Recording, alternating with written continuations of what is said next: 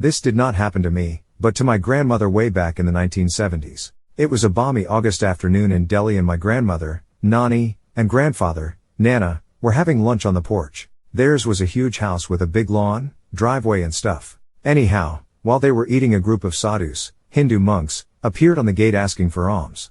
My Nana tried to shoo them away from his chair, but they were adamant in making loud calls for alms. Already being interrupted and not wanting to spoil the rest of his meal, he went to the gate, gave them some change and asked them to leave by saying, "Jao Baba Jao, Ab Jao," translation, "Go monk, now leave." To this one of the sadhus said, "Who are you to send us away? You yourself are leaving very soon," and then they left. Hearing this, my Nani got angry at the sadhus, but they continued with their lunch and finished it. The very next day my grandfather passed away at the age of 38. He was not sick or anything. Edit, there are several follow-up stories to this one. If anyone is interested, I can share. Edit, follow-up story. So, when my Nana died, my mother, aunt and uncle were all very young. Age 13, 11 and 9. My grandfather and his brother were partners in their business and had very good relations. This being India of the 1970s, it was unthinkable for my grandmother to work or stay alone with young children. So my grandfather's brother, we'll call him Chacha Ji in this story, asked my Nani to move into his house, which they did with a view to lease out their own house and move back in after a few years. Everything is fine for the next few years. My mom gets married, so do my aunt and uncle. My uncle and Nani continue to live in Chachaji's house, which again was very huge, so there was no dearth of space. It is common and expected for sons to live with their mothers in India. They never really visited the old house during this period because of strong emotions associated with it, which were painful to deal with, and people never really stayed in it. Some problem or other made sure that the tenants left sooner or later. Chacha Ji dealt with all these affairs, so my Nani, mom, stayed oblivious to it. Fast forward to the late 90s, now my uncle had kids of his own, and now the 3 bedrooms he had in his area of Chachaji's house started feeling cramped. Eventually they decided that they should move back into their own house, which they had avoided so far as my uncle had joined Chachaji in the family business, and staying together was really convenient for everyone. And as anyone can imagine, Chachaji was now like a father figure for my uncle, so emotionally it was tough leaving him and moving out. Anyhow, one day it was decided that they will go and take a look at the house and take note of what restorations/renovations need to be done and move back in ASAP. Me, my cousins tagged along with my uncle and aunt to see the house. When we arrived, it was a bit rusty from outside, having been neglected for 10 to 12 years. No tenant had been staying since mid-80s. Overgrown lawn, scraping paint, leaves spread around, etc. When we entered inside the house, there was a huge layer of dust everywhere, at least about an inch thick. Considering it was a nice upscale locality of Delhi with lots of greenery, we were surprised with the amount of dust we saw. But more surprising was the fact, and this is where it finally gets interesting, there were several pictures of Lord Hanuman, Google for info, and none of them had the tiniest amount of dirt on them. The small in-house temple again was spick and span. You could eat of the floor over there. Perplexed, we quickly praised the Lord and his mysterious ways and continued with our job of inspecting the house and left. Once back we mentioned the mystery of dust to Chachaji, who then narrated us the history of the house from 1975, when we left, till now. When the first tenant moved in sometime in the winters of 76, they never really felt at ease over there. Odd noises, pots and pans falling in the kitchen, kids falling sick all the time, it was routine. So they packed up and left after about a year in the house. Then an old couple moved in, very religious people. The old lady used to pray daily and everything was calm for a few years. The old lady got sick, and died in the hospital. Once alone, her husband started seeing strange shadows and was having terrible nightmares and left within weeks of his wife's death. Then it was given on lease to a corporate which used it as a guest house. Guests who would stay there once would request a hotel on their next trip to Delhi. That company had taken it on lease for 5 years and ended up using it for less than 1. Eventually word got out that this is a haunted place and leasing it further was then out of the question. Still, my uncle got the house all prepped up and they moved in on January 1, 2000. Till today no supernatural occurrence has occurred with my uncle's family. The general wisdom of all religious pundits that my grandmother consulted was that my Nana's Atma, Holy Spirit, was in that house and he did not want anyone staying there except his own family. Surprisingly, I, being a huge skeptic, always feel warm and cozy inside that house, like I am at home, much more than I do at my own house. P.S. Sorry, I know I should edit it and make it much shorter, but right now I don't have the time to do it. We'll do it maybe later. Please excuse the grammar as well until then. When I was in 8th grade I went on a school trip that was called the Louisiana Tour. It was mostly going around to significant sites in South Louisiana. One of the places we went was Myrtle's Plantation, which is considered to be one of the most haunted places in the country. There are all kinds of stories about the place, But at one point we were standing in a room as a part of a larger group and the tour guide was talking about something, I don't remember what. As I'm standing there I start to hear what sounds like someone hitting a piano key. After I heard it a couple of times I started to look around for the source of the noise. I didn't see a piano, but I kept hearing it. So I asked my friends who were standing near me if they heard it. They said no. When I heard it again I said there is it again and that they must have heard it. They thought I was crazy. So I went back to looking around the room.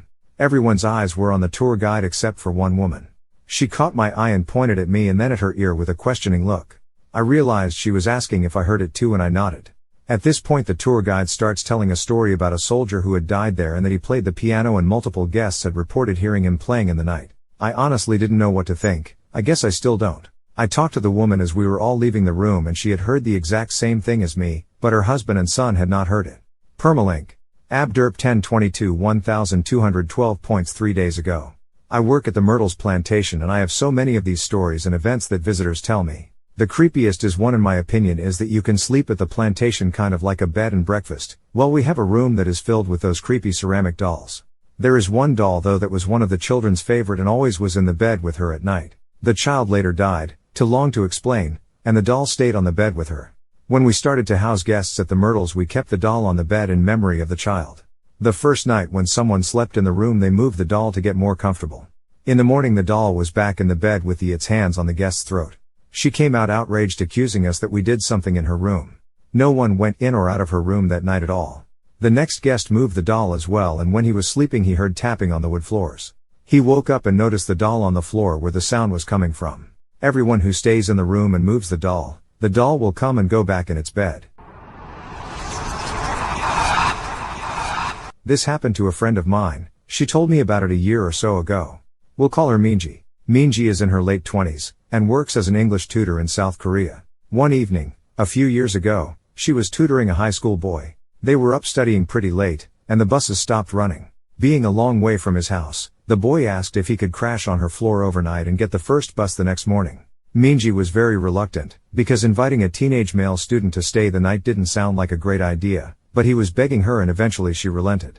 They went back to her one-room apartment, and she got into the bed, while he laid a blanket out on the floor, and they both fell asleep. A few hours later, at maybe 2 a.m., the boy wakes Minji up. "I'm really hungry," he says, "let's go get some food and quat." Minji opens her eyes and looks up at him in disbelief. "Food? Now? It's 2 a.m., go back to bed. And quat. But the student insists, "No, I'm so hungry, let's eat something now. And quat." She tells him that there's some ramen in the kitchen, and he can fix himself some. This doesn't satisfy him. He doesn't want ramen. There's a 24-hour place just down the road, let's go there. Eventually, after several minutes of persuasion, the boy gets Minji to come with him to the restaurant. They leave the apartment and head out. As soon as they're on the street, the boy turns to Minji, and says, "I'm not hungry. I woke up in the middle of the night, and looked under your bed. There's a man sleeping there. And quat." They call the police, and discover that a homeless man had been living in Minji's apartment, sleeping under her bed, for over 2 months. The boy only saw him because he was lying on her floor, so had a clear view under the bed. The police arrested the man, and thankfully there were no other issues, but that's by far the creepiest thing that's ever happened to anyone I know. 9 years ago. I'm not really sure if this belongs here, but here we go. When I was 15 I was incredibly depressed and struggling with my OCD and anxiety. It got to the point that I decided to kill myself. I arranged everything, note, when, where, how, etc., and waited.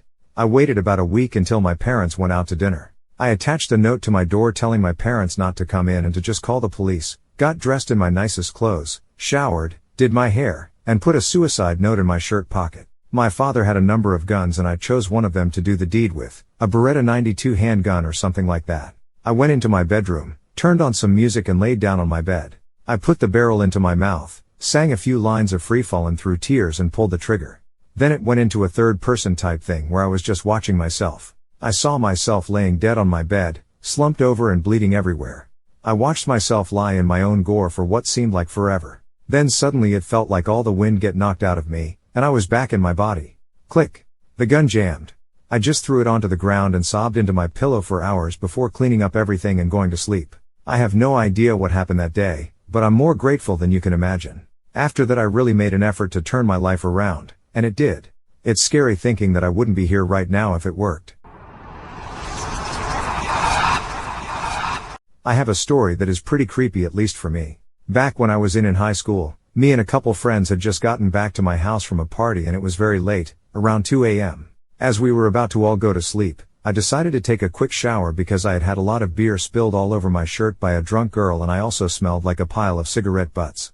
I'm not the kind of guy to just hop in bed after a night of filthy debauchery even if I'm super drunk. So as my buddies turned on Family Guy to watch as they fell asleep, I hopped into the shower. Normal shower cleaning commenced as planned and, because my friends are the kind of people that watch television obnoxiously loud in the bathroom/shower being very close to the television, I could kinda hear the episode of Family Guy from inside the shower. So, after taking what seemed like a 15-minute shower, with what sounded like the same episode of Family Guy slightly playing in the background, I hopped out and dried off. Upon exiting the windowless bathroom, I looked out into the room and realized it was now daytime. The clock read 10 a.m. Somehow, I had just gone 8 hours in the shower. What doesn't add up is that the water never got cold and I never heard the Family Guy episode end and, most importantly, I know for a fact that I was only in that shower for 10 to 15 minutes. To this day no one believes me and we affectionately refer to the event as Shower Time Machine and Quad. TL, Dr. got in the shower and traveled into the future.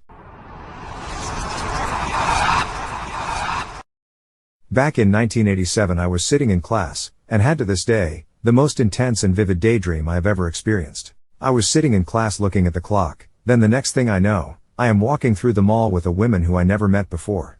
I was an adult and I knew she was my girlfriend. As we were walking, and talking, some guy started shooting people randomly. Before I had the chance to react, I felt something like a punch to my chest. When I looked down, I was standing over my own body with a pool of blood spreading around it.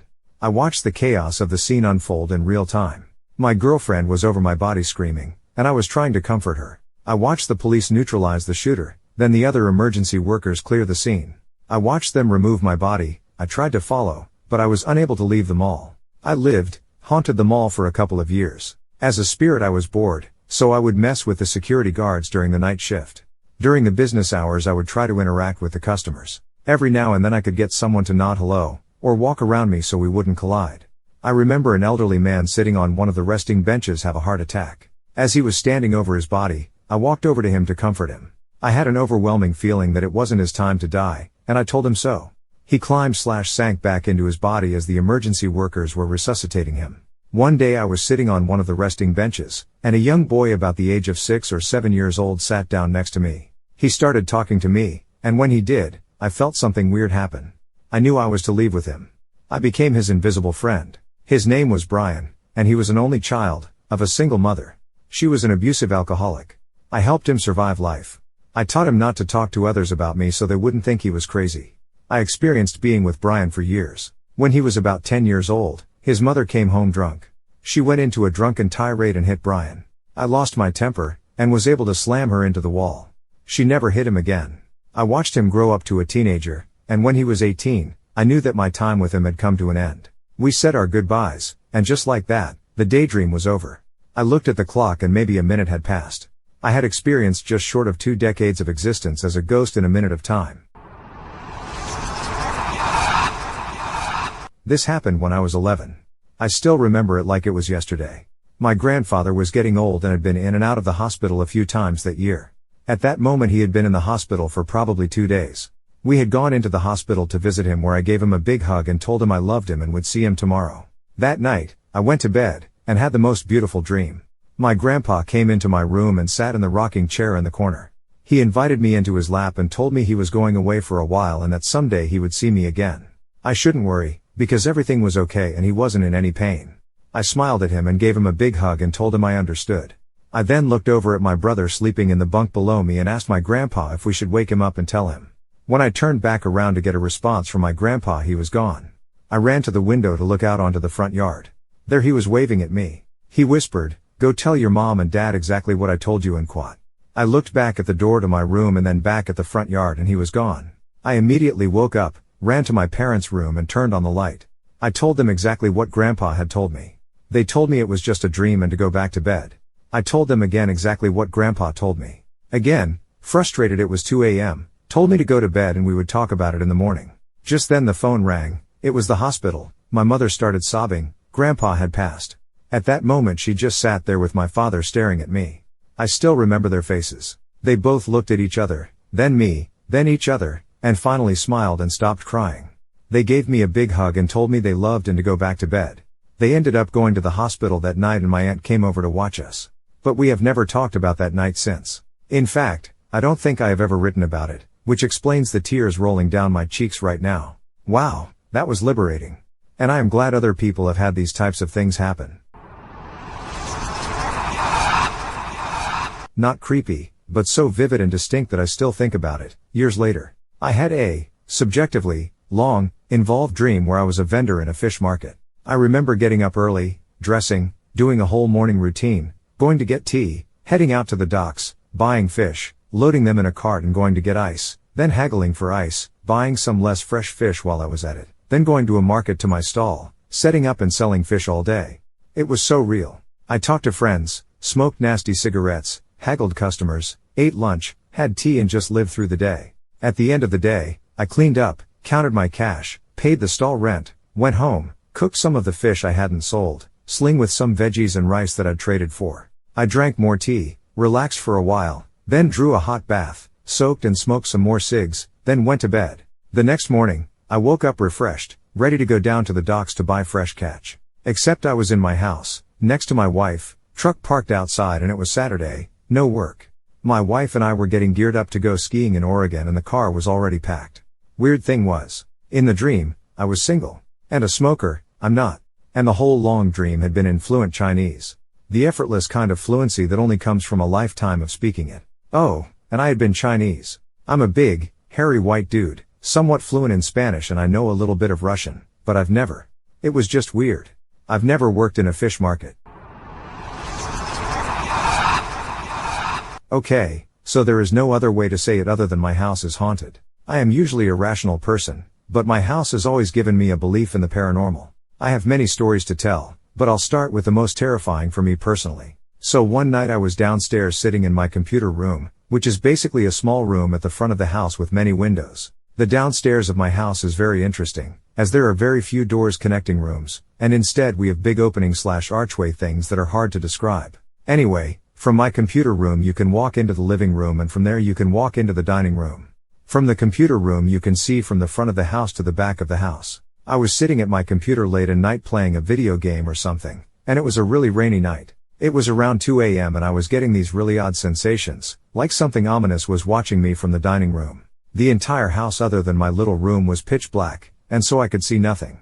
Finally I got the most terrible feeling of my soul/spirit/whatever you want to call it being torn away from my body and watching myself from the dining room. My house had a history of really spooky things happening, so I turned my computer off quickly and started rushing to the stairs to go to my bedroom.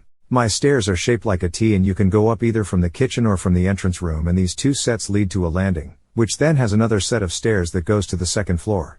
I am rushing up the stairs and by the time I hit the landing I start hearing and feeling something running behind me. At this point in time I am terrified, and it didn't help that when I reached the top of the stairs a huge lightning bolt struck outside one of my windows. I raced into my bedroom and slammed my door shut and immediately got into bed. Since this particular night was extra creepy, I decided to completely cover my head and everything with the bed covers, which I normally can't stand because tea makes me feel like I'm being suffocated.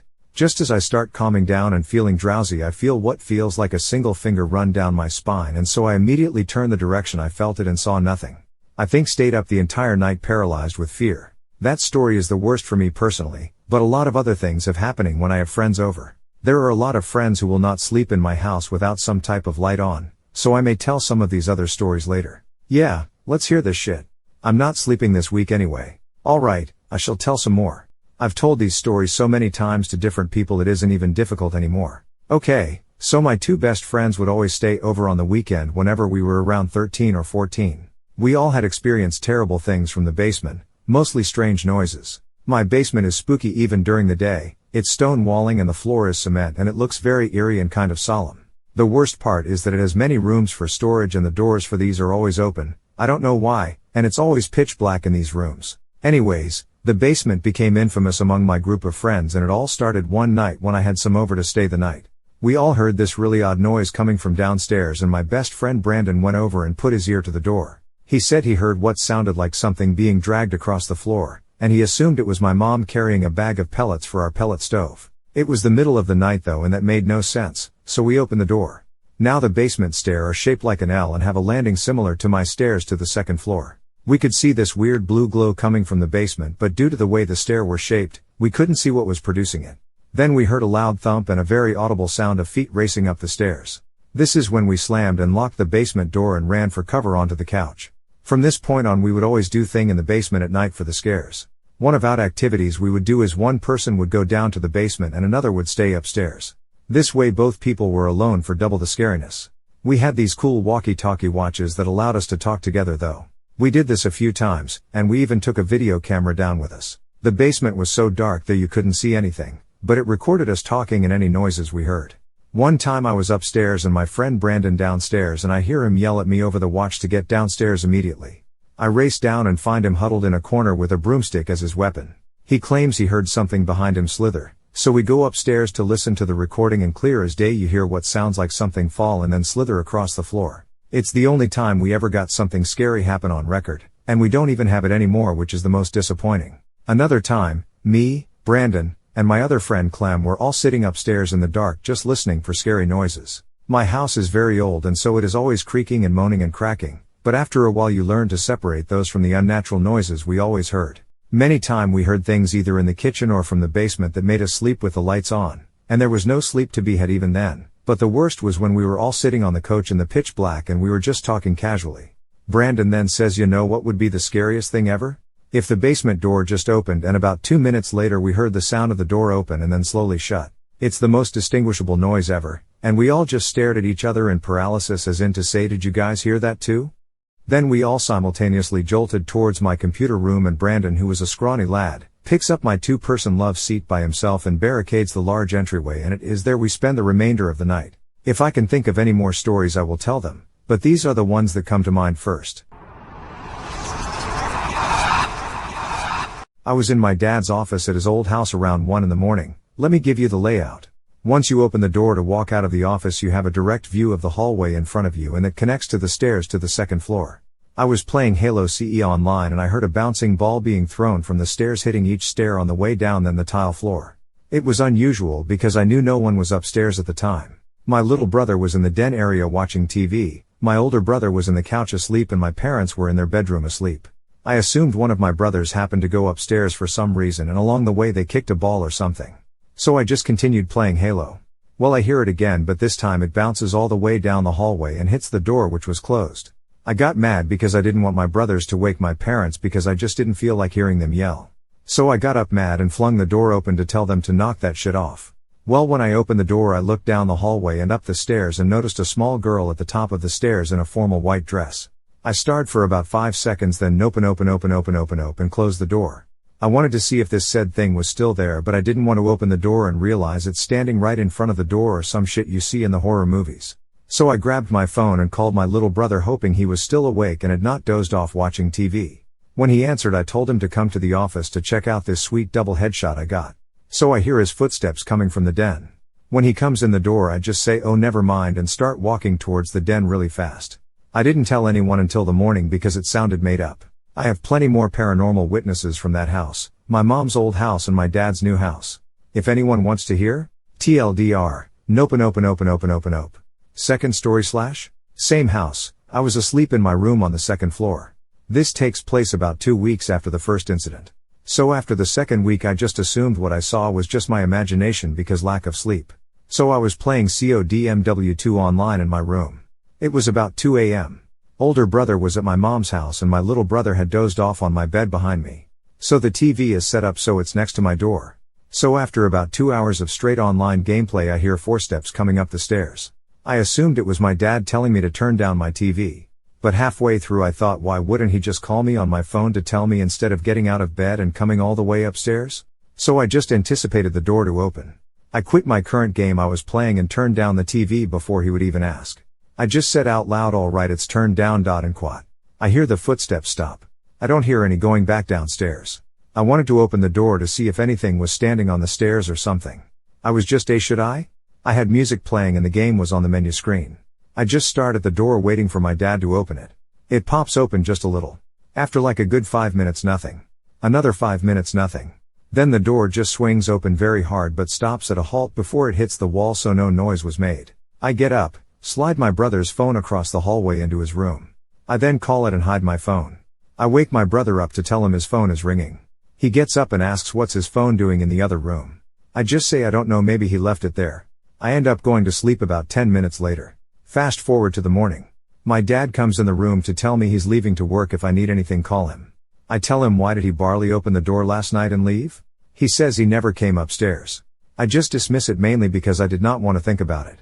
My dad heads downstairs and I hear him start his car and take off. He left my door open just a little. I feel pressure on the edge of the bed, like if someone would have sat down. I thought it was my little brother about to play the Xbox or something and wanted to sit on my bed. The pressure was then gone, like if someone had gotten up and the door just slammed shut really hard.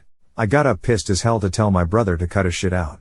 When I open the door, I have a direct view downstairs through the hallway to my dad's office. I see the same little thing standing in front of the office door. I slowly close the door and turn the TV on because for some reason I thought, if you have sound in the room, ghosts, just leave. I yell for my brother's name and he comes running upstairs thinking something happened. I just asked, where's my phone? He pointed it out and we went downstairs together. I told him what I saw and he just shrugged it off. I still have more? TLDR, see, same girl thing, brother comes to the rescue again. Third story / Fast forward 2 years. My dad moves into a new 3-story house downtown. Historical home in Texas that was one of the largest ranches at one point. First floor was the usual living room, kitchen, office, bathroom, shit like that. Second was my room, brother's room, bathroom, my parents' room. Third floor was my dad's man cave where he would smoke his bong and whatnot and watch movies and man cave things. I set up my Xbox in there because it had the biggest TVs. So the layout on the third floor is like a room with the back part of the room leveled up, so you can set up a couch up there, so when you watch a movie the couch in front of the TV won't block the view. It has 3 small attics up there connect to the walls. 2 in the back and 1 to the left of the TV. So I loaded up Battlefield, and during the loading screen, you know how it turns black and the little loading blue bar just shows on the screen at the bottom right? So I could see the reflection of everything behind me every time the loading screen would show up. So after one of the online matches I was in, the loading screen popped up and I saw the reflection off the TV to the back of the room, and one of the back attic doors had opened up a little along with a little squeak. I just got up and slowly closed the door and put a blanket on the bottom of the door. This was, it won't open so easy. Another few minutes, the loading screen comes on again and the other attic door pops open behind me. I was in open mode, but I played it cool because I didn't want whatever was there to know I was freaked out, just to freak me out even more. I grabbed another blanket and did the same thing to this door. The only attic door left was the one to the left of the TV, which was in my view. After about 30 minutes or so, this one just flew open, making a loud ass bang. I saw a small shadow figure standing in the back of the attic room. I just got up casually, put the controller down, walked down the stairs very calm and cool. Didn't look back. Once the door was in front of me to leave the third floor to the second floor, I became a Kenyan and just bolted the fuck out of the third floor, down the second floor into the kitchen and outside the house, and played with my dags for a while. Anyone still want more? Numero 4/. This takes place at my mom's old house. One night me and my brothers stayed up watching Whammy Plus and Lingo on GSN. It was getting really late and we didn't want to go back to our rooms, so my brothers went and got blankets so they could sleep on the couch. Only having 2 couches, I was left to sleep on the floor. I went grabbed a small floor mat to sleep on the floor with. About 1 hour in, my brothers fell asleep, leaving me watching TV by self. I was pretty excited knowing that they were asleep, knowing I could sneak a peek at some late night adult movies on HBO. So I turned the volume down on the TV so they wouldn't hear anything. As I'm reaching for the remote, I see a reflection in the kitchen. I thought maybe my parents were watching TV and it was the light from the TV or something. I thought it was my little brother about to play the Xbox or something and wanted to sit on my bed. The pressure was then gone, like if someone had gotten up and the door just slammed shut really hard. I got up pissed as hell to tell my brother to cut his shit out. When I open the door, I have a direct view downstairs through the hallway to my dad's office. I see the same little thing standing in front of the office door. I slowly close the door and turn the TV on because for some reason I thought, if you have sound in the room, ghosts, just leave. I yell for my brother's name and he comes running upstairs thinking something happened. I just asked, where's my phone? He pointed it out and we went downstairs together. I told him what I saw and he just shrugged it off. I still have more? TLDR, see, same girl thing, brother comes to the rescue again. Third story / Fast forward 2 years. My dad moves into a new 3-story house downtown. Historical home in Texas that was one of the largest ranches at one point. First floor was the usual living room, kitchen, office, bathroom, shit like that. Second was my room, brother's room, bathroom, my parents' room. Third floor was my dad's man cave where he would smoke his bong and whatnot and watch movies and man cave things. I set up my Xbox in there because it had the biggest TVs. So the layout on the third floor is like a room with the back part of the room leveled up so you can set up a couch up there so when you watch a movie the couch in front of the TV won't block the view. It has 3 small attics up there connect to the walls. 2 in the back and 1 to the left of the TV. So I loaded up Battlefield and during the loading screen you know how it turns black and the little loading blue bar just shows on the screen at the bottom right? So I could see the reflection of everything behind me every time the loading screen would show up. So after one of the online matches I was in the loading screen popped up and I saw the reflection off the TV to the back of the room and one of the back attic doors that opened up a little along with a little squeak. I just got up and slowly closed the door and put a blanket on the bottom of the door. This was it won't open so easy. Another few minutes the loading screen comes on again and the other attic door pops open behind me.